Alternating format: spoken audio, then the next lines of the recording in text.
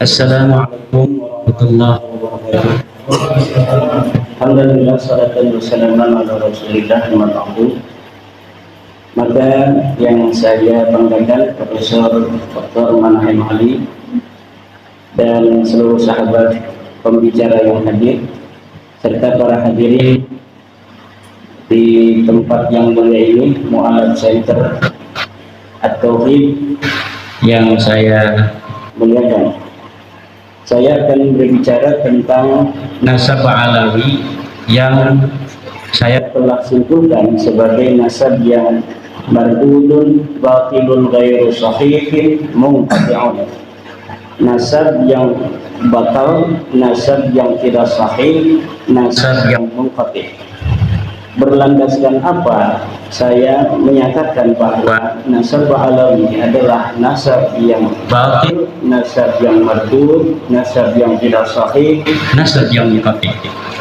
Paling tidak tadi saya telah coret-coret ada 15 poin yang akan saya sampaikan terkait dengan batalnya nasab alawi pada kesempatan yang berbahagia ini. Pertama, nasab alawi terputus karena Ubaidillah tidak terbukti sebagai anak Ahmad berdasar kitab-kitab yang sezaman. Tidak ada kitab-kitab yang sezaman yang menyatakan bahwa Ubaidillah ini adalah sebagai anak daripada Ahmad bin Isa. Ahmad bin Isa wafat pada 345 Hijriah. Kitab-kitab nasab yang banyak ditulis ketika itu abad ke-4, ke-5, ke-6, ke-7, ke-8 dan ke-9 tidak mencatat nama Ubaidillah merupakan anak daripada Ahmad. Ahmad bin Isa tidak terbukti hijrah ke Yaman berdasarkan kitab-kitab abad ke-5 sampai abad ke-9. Di dalam kitab-kitab nasab yang telah ada mulai abad ke-5 juga kitab-kitab tarikh, kitab-kitab sejarah yang ada dari mulai abad ke-5 sampai abad ke-9 tidaklah menceritakan, tidaklah mereportase adanya hijrahnya Ubaidillah atau ayahnya Ahmad bin Isa ke Yaman. Bagaimana orang yang tidak hijrah ke Yaman kemudian bisa mempunyai keturunan di Yaman?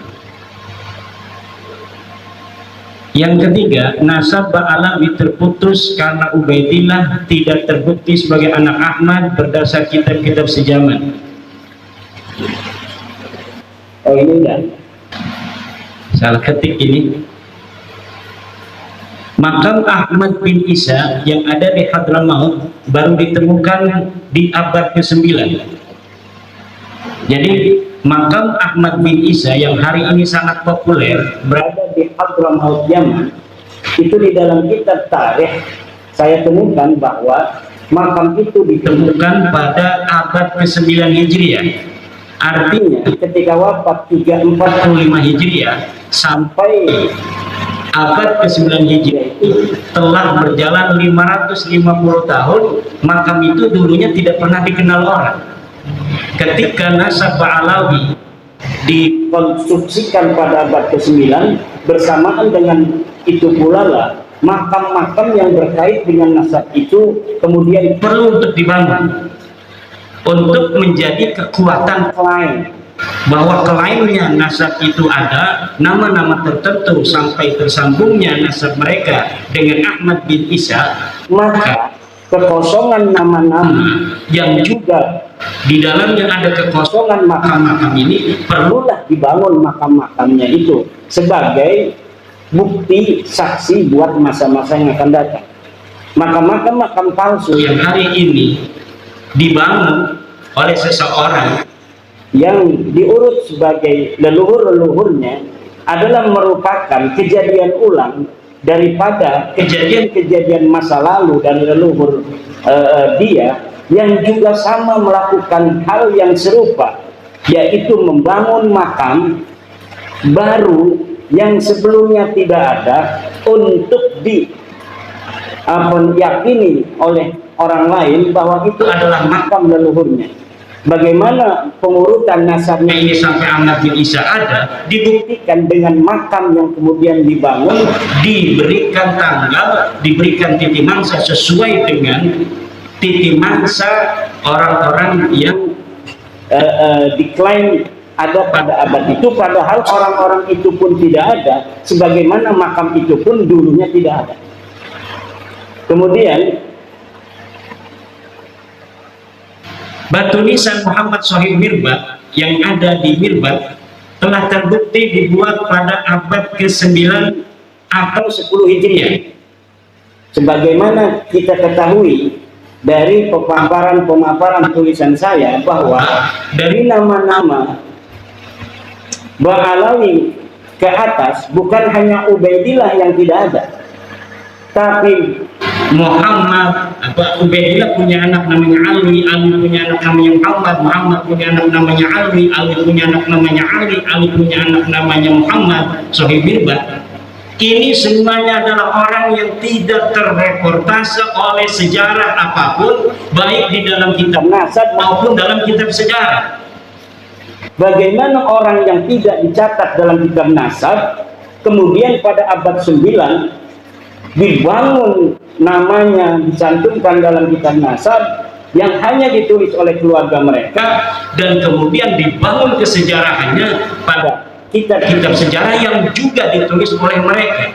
Ada kitab-kitab yang hari ini cetakannya ada, ditulis oleh orang lain, tapi apabila diteliti, lihat pentahkiknya, itu pentahkiknya adalah kalangan mereka. Dan saya meyakini setiap kitab sejarah yang ditahkik oleh kalangan Ba'alawi, maka pentahkikannya itu tidak jujur, dan di dalamnya pasti ada interpolasi nama-nama sesuai dengan nama-nama leluhur yang mereka catat. Kenapa? Karena nama leluhur mereka tidak tercatat dalam kitab sejarah, maka mereka merasa perlu untuk mencari manuskrip kuno, kemudian manuskrip kuno ini ditahkik olehnya, kemudian disisipi nama-nama dari keluarga mereka, dan ini dapat dipertanggungjawabkan. Karena saya telah meneliti beberapa pentahkikan dari kalangan mereka tentang kitab-kitab tarikh Hadramaut, tarikh San'a dan yang mengitarinya.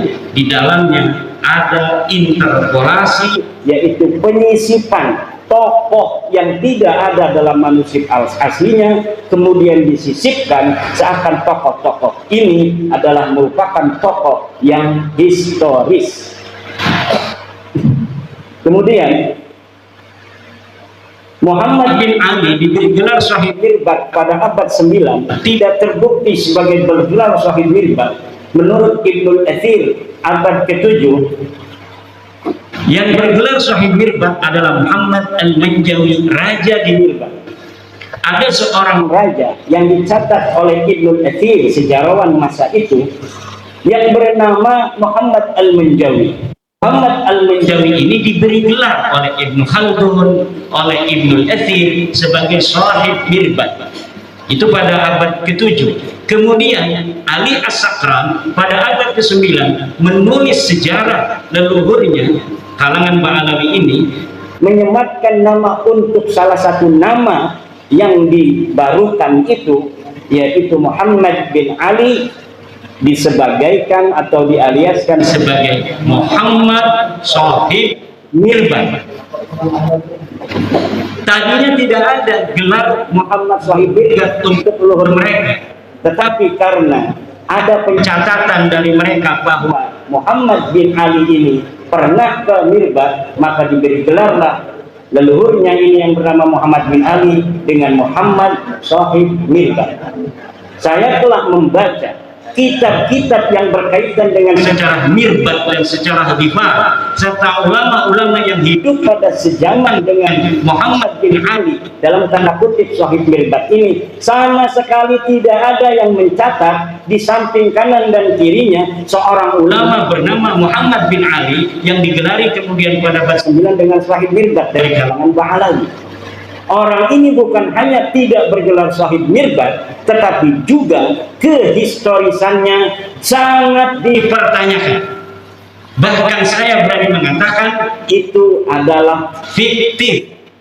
Orang ini fiktif, tidak ada di Diva, tidak ada di Hadramawt, bahkan mungkin tidak ada di dunia Aceh seorang yang bernama Muhammad bin Ali. Lalu bagaimana mereka punya leluhur? Ya jelas mereka punya leluhur. Lalu leluhurnya siapa? Ya saya tidak tahu. Apakah namanya Muhammad bin Ali? Ya bisa jadi, tapi yang jelas bukan Muhammad bin Ali yang hari ini kita kenal kesejarahannya sedemikian itu. Lalu bagaimana kok bisa begitu banyak kitab-kitab yang mencatat kesejarahannya hari ini?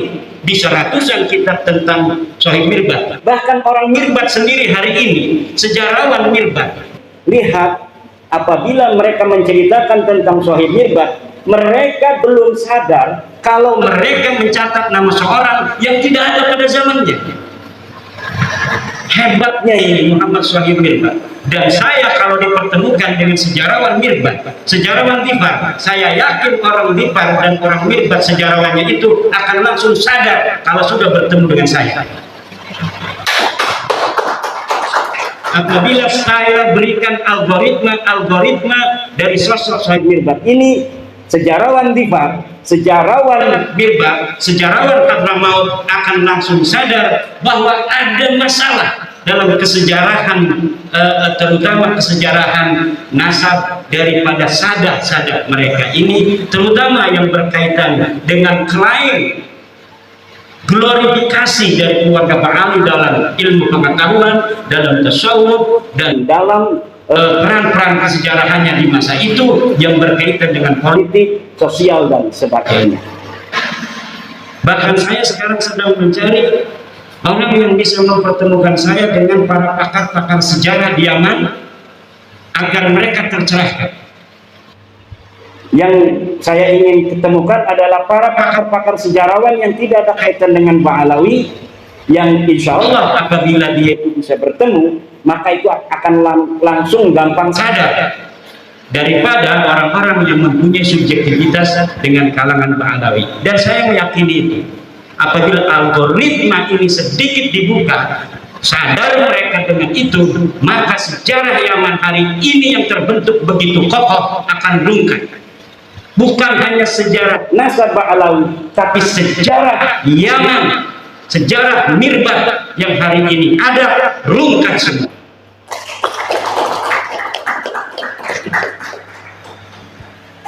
Kemudian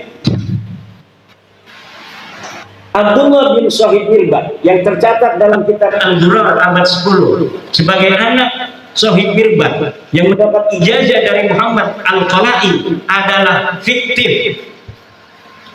Saya telah menyusuri kisah-kisah seseorang yang bernama Abdullah yang disebut sebagai anak Muhammad Sohib Mirbat, yang disebut mendapatkan ijazah dari seorang ulama besar yang tercatat dalam kitab apapun, bukan hanya dalam kitab sejarah, tapi dalam kitab fikih, dalam kitab-kitab yang lainnya, yang bernama Muhammad bin Ali Al-Qala'i. Muhammad bin Ali Al-Qala'i seorang ulama besar di Mirbat yang hidup sejaman dengan tokoh fiktif Muhammad Sohib Mirbat. Ini dikatakan dia memberikan ijazah kepada seseorang bernama Abdullah, Syarif Abdullah. Kemudian Syarif Abdullah ini disebutkan sebagai anak daripada Muhammad Sohib Mirbat Ba'alawi. Saya meyakini nama ini bukan untuk Abdullah bin Muhammad Sohib Mirbat. Adapun dikatakan bahwa Abdullah ini bin Muhammad Sohib Mirbat adalah pencaplokan sebuah manuskrip tentang ijazah yang tidak diketahui dia bin siapa, kemudian dialiaskan sebagai anak Muhammad Sohib Mirbat. Untuk apa? Agar kesejarahan leluhur mereka tercatat dalam bukti-bukti manuskrip yang dapat ditelusuri. Yang dapat ditelusuri nama Abdullah karena dia mendapatkan ijazah, tetapi Abdullah ini tidak diketahui siapa ini Abdullah. Dikatakan bahwa Abdullah ini adalah anak Muhammad Sohib Mirbat. Muhammad Sohib Mirbat di mana? Fiktif. Tidak ada Muhammad Sohib Mirbat yang bernama Muhammad bin Ali Ba'alawi. Muhammad bin Ali Ba'alawi atau disebut juga Muhammad bin Ali Khalifasam. Saya dapat menyatakan dengan tegas bahwa orang ini fiktif. Tidak ada ulama tarikh yang menulis kesejarahan tokoh ini. Tidak ada ulama nasab yang mu'tamadah, yang bisa dipegang keulamaannya dalam ilmu nasab, yang mencatat seseorang bernama Muhammad bin Ali yang hidup sezaman dengan Muhammad bin Ali Al-Qala'i. Kemudian, jadi yang terdapat dalam kitab As-Suluk tidak terbukti sebagai saudara dari Alwi. Jadi ada kitab sejarah yang kitab sejarah ini adalah mu'tamadah, yang bisa dijadikan pegangan untuk sejarah Yaman. Disebutkan ada seorang bernama Jadid yang disebut seorang syarif. Lalu keluarga Ba'alawi pada abad 9 mengatakan bahwa Jadid ini adalah saudara dari leluhur mereka yang bernama Alwi. Dengan demikian, kekosongan kesejarahan mereka dalam kitab-kitab tarikh itu mudah-mudahan menurut mereka bisa terpenuhi dengan adanya nama Jadid yang dicatat dalam kitab As-Suluk. Bagaimana caranya? Dengan mengakui Jadid ini sebagai saudara dari leluhur mereka yang bernama Alwi.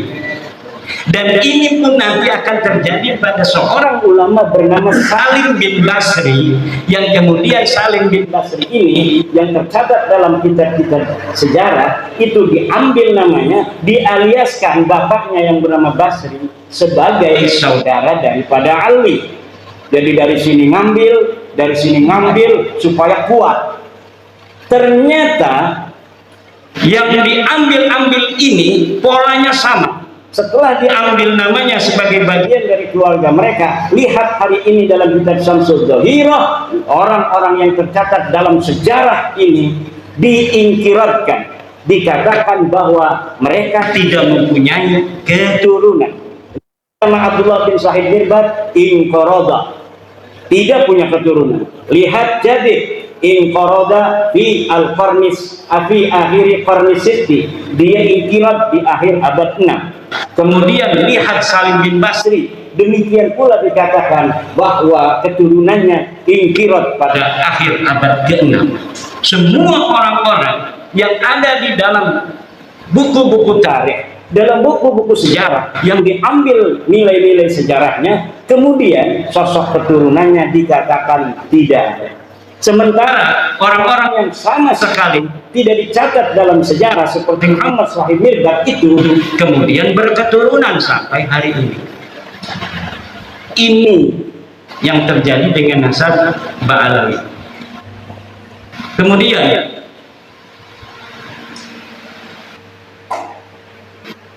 kitab Tarikh Sambal, ada sebuah kitab namanya kitab Tarikh Sambal pada abad ke-10. Ini mencatat nama Faqih Muqaddam. Menurut peneliti sejarah dan geografi Hadramaut yang bernama Profesor Hussein Saleh bin Isa bin Umar bin Salman, kitab itu menurut beliau adalah kitab jiplakan dari kitab Ibnu Hisan.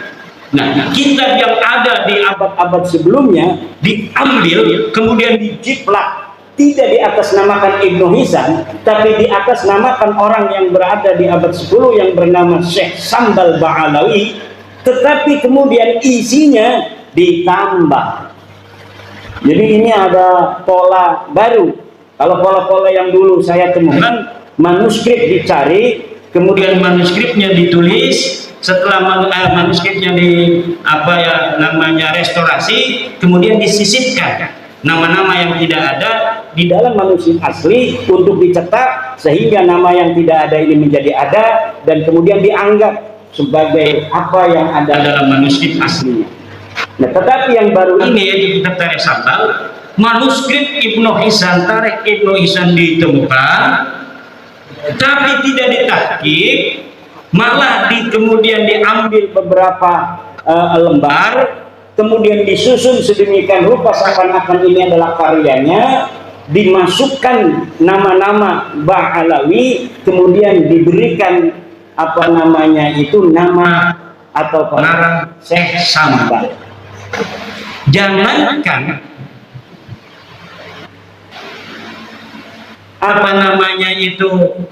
kitab ini ada pada masanya, tokoh Syekh Sambalnya aja ada yang melakukan, dia betul-betul pernah ada. Jadi yang disebut Syekh Sambal dari keturunan Ahmad bin Isa ini, para tokoh sejarawan di Yaman itu ada yang tidak percaya kalau Syekh Sambal ini pernah ada pada abad 10. Lalu dari mana pentahqiq Abdullah Muhammad Al-Habsyi bisa menyatakan itu? Wallahu a'lam bishawab. Yang bertanggung jawab adalah Abdullah Muhammad Al-Habsyi. Dia menyatakan dia menemukan manuskrip atas nama Syekh Sambal. Kemudian dia mencetaknya. Ternyata setelah diteliti oleh pakar sejarah, ini kita bukan milik Syekh Sambal, tapi sebagian diambil dari kitab Ibnu Hisam, kemudian ditaruhin nama Syekh Sambal, yang disebutkan sebagai keturunan dari Ba'alawi. Jadi ini sangat luar biasa sekali. Polanya pola beda lagi, pola baru, modus baru. Kemudian kitab Al-Baha fi Tarikh Hadramaut karya Abdurrahman bin Ali bin Hisam abad ke-9. Nah ini yang diciplak ini kitab ini. Kitab yang tadi saya sebutkan Tarikh Syekh Sambal itu adalah ciplakan dari Ibnu Hisam. Ibnu Hisam ini menulis sebuah kitab namanya Al-Baha fi Tarikh Hadramaut. Pengarangnya namanya Abdurrahman bin Ali bin Hisam, wafat 818 Hijriah. Kitab ini pun ditahqiq oleh orang yang sama, yaitu Abdullah Muhammad Al-Habsyi, dan di dalamnya disisipkan nama-nama Ba'alawi. Kalau tidak percaya, silahkan. Siapa yang mau mencari manuskrip aslinya daripada Al-Baha fi Tarikh Hadramaut itu, yang di dalamnya, di dalam versi cetak hari ini kita dapatkan nama-nama Ba'alawi. Saya berani bertaruh bahwa di dalam manuskrip aslinya tidak ada nama-nama Ba'alawi yang tercatat. Jadi tidak perlu sibuk-sibuk saya untuk mencari manuskrip, karena saya telah meyakini. Bagaimana meyakininya? Oh itu hanya husnudon atau suudon, karena polanya sudah ketahuan. Kalau 1, 3, 5, selanjutnya itu adalah 7 dan 9. Kalau kita katakan 1, 3, 5, selanjutnya itu adalah 7, 9, dan 11. Kalau kita katakan 2, 4, 6, maka selanjutnya adalah 8, 10, 12. Tidak perlu kita menghitung-hitung dengan kalkulator. Kita akan tahu bahwa setelah 1, 3, 5 adalah 7 dan 9. Kita punya ilmu, punya otak yang diberikan Allah. Ngapain kita susah-susah? Kalau pola algoritma itu sudah kita tebak. Kalau tidak percaya, silahkan buktikan. Jangan kita disuruh cari manuskrip. Yang tidak percaya bahwa yang saya katakan dia bohong, harus nyari manuskripnya. Musuhnya kenapa Kiai Iman gak cari manuskrip Alwi bin Thohir gitu? Saya punya kitabnya Al-Majdi, bahwa di dalam Al-Majdi itu bukan bin Al-Hasan, tapi Minal Hasan. Lalu Alwi bin Thohir abad 14 dia palsukan, minnya itu dirubah menjadi bin, akhirnya salah, beda pengertiannya. Kata Gus Umar, Alwi bin Thohir berdasarkan manuskrip yang dia lihat. Mana manuskripnya? Dia tidak bilang dari manuskrip mana. Sementara Al-Majdi ketika mengatakan itu adalah Minal Hasan, itu berdasarkan manuskrip, dan manuskripnya disebutkan dalam mukaddimah. Ini manuskrip ditemukan di Anu, dipegang Anu, ditulis tanggal sekian, tahun sekian. Uqudul Almas itu ditulis abad ke-14 tanpa manuskrip. Katanya mengaku melihat manuskrip, tanpa menyebutkan manuskripnya ada di mana, ditulis oleh siapa dan tahun berapa. Sementara Uqudul Almas ini, Al-Majdi, ketika salinannya itu dicetak menjadi sebuah kitab, menyebutkan bahwa salinannya ditulis pada abad ke-12. Salinannya sekarang ada di perpustakaan Anu, ditulis oleh Mang Anu. Lalu sesuatu yang berdasarkan alamat yang jelas melawan sesuatu di abad 14 yang tidak punya alamat sama sekali, mana yang menang dan mana yang harus bertanggung jawab? Ini yang terjadi.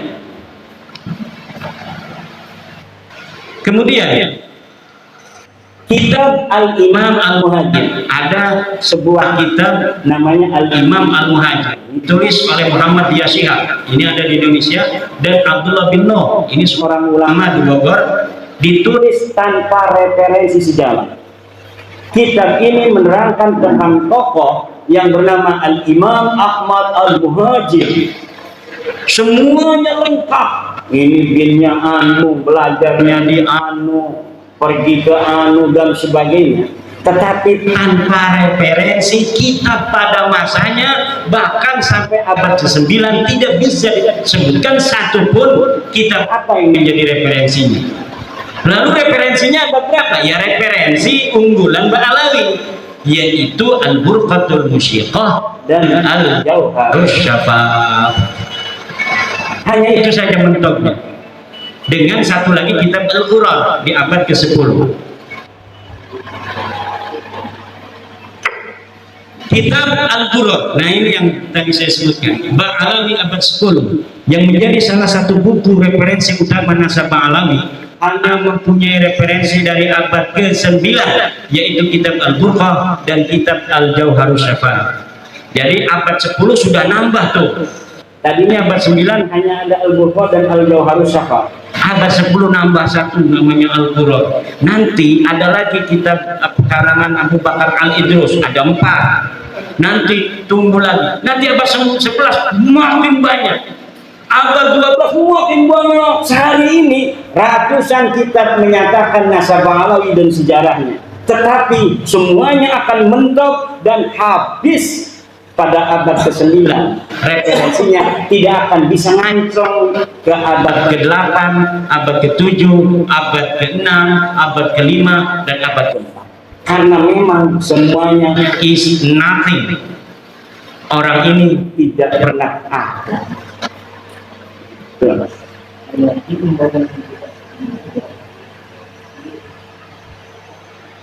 Dan mungkin itu saja poin-poin karena waktunya sudah lebih dari 10 menit. Tentang Bani Jawi sedikit. Bani Jawi ini adalah Bani Melayu. Orang-orang Melayu hari ini adalah Bani Jawi. Bani Jawi ini, jangan kita mencari Bani Jawi ini asalnya dari mana. Bahkan Bani Jawi ini ternyata adalah orang-orang yang telah terdeteksi 4000 tahun sebelum Masehi. Kesejarahannya itu bisa dideteksi di Yordania. Di Yordania ada sebuah kampung Jawa 4000 tahun sebelum Masehi. Kemudian di Mesir itu ditemukan kapur barus. Ketika Fir'aun itu berapa tahun? 6000 tahun membangun piramid-piramid itu ditemukan bekas-bekas kapur barus yang asli dari Jawa, dari Melayu. Banyak apa namanya sisa-sisa yang bisa ditemukan di dunia. Di Jepang misalnya itu ditemukan keris Jawa di masa purba. Berarti sebelum Indonesia hari ini merasa sebagai bangsa Buddha, bangsa yang pada bangsa asing, pada endoro-endoro, dulu leluhur kita ini adalah Bani Jawi yang luar biasa. Kesejarahannya bisa dideteksi bukan hanya dari 1 Masehi, bahkan dari 4000 dan 6000 sebelum Masehi. Ini nanti mungkin akan dikembangkan oleh Profesor Dr. Nana Hemani. Wallahu wal muwaffiq ila aqwamit thoriq. Wassalamualaikum warahmatullahi wabarakatuh.